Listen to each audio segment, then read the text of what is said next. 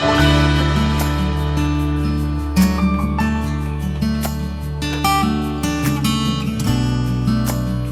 Badminton court പ്രതീക്ഷയുടെ അടയാളമാണ്. Covid മൂലം ചുമരുകൾക്കുള്ളിൽ കുടുങ്ങിപ്പോയ ഫ്രീ ബേർഡ്സ് റെസ്ക്യൂ ഹോമിലെ കുട്ടികൾക്ക് ആശ്വാസമാണ് ഈ കളിസ്ഥലം.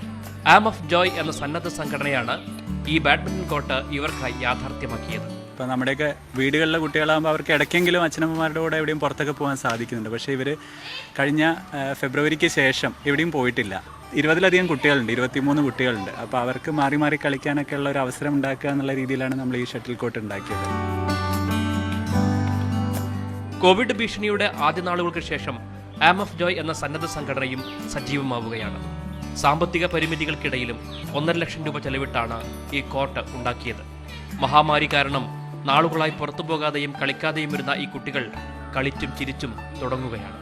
കോവിഡ് തുടങ്ങി ആദ്യത്തെ 2 മാസം ഞങ്ങൾക്ക് ആക്ടിവിറ്റീസ് ഒന്നും ഉണ്ടായിരുന്നില്ല ആം ഓഫ് ജോയ്ക്ക്. അത് കഴിഞ്ഞാണ് നമ്മൾ പതിയെ ഇവർക്കൊരു സ്റ്റഡി റൂം ഉണ്ടാക്കിക്കൊണ്ടിരിക്കുകയാണ്. ഷട്ടിൽ കോർട്ട് ഉണ്ടാക്കി, ഇവിടെ ഒരു വർക്ക് ഏരിയ ഉണ്ടാക്കി, ബോയ്സ് ഹോമിലൊരു സിക്ക് റൂം ഉണ്ടാക്കി. അപ്പോൾ കഴിഞ്ഞൊരു 4-5 മാസമായിട്ട് വീണ്ടും ഒരു ആക്റ്റീവ് ആവാൻ ഇത്തരം സംഗതികൾ കൊണ്ട് പറ്റുകയും ചെയ്തു. ഫ്രീ ബേർഡ്സ് റെസ്ക്യൂ ഹോമിലെ മൈതാനത്തുയരുന്ന ഷട്ടിൽ കോക്കിന് സ്വപ്നങ്ങളുടെ ചിറകുണ്ട്. എല്ലാവരെയും പോലെ ഈ കുട്ടികൾക്കും ഇത് പ്രതീക്ഷയുടെ വർഷമാണ്. ക്യാമറാമാൻ അരുൺ നിലമ്പൂരിനൊപ്പം അഭിലാഷ് നായർ, മാതൃഭൂമി ന്യൂസ്, കോഴിക്കോട്.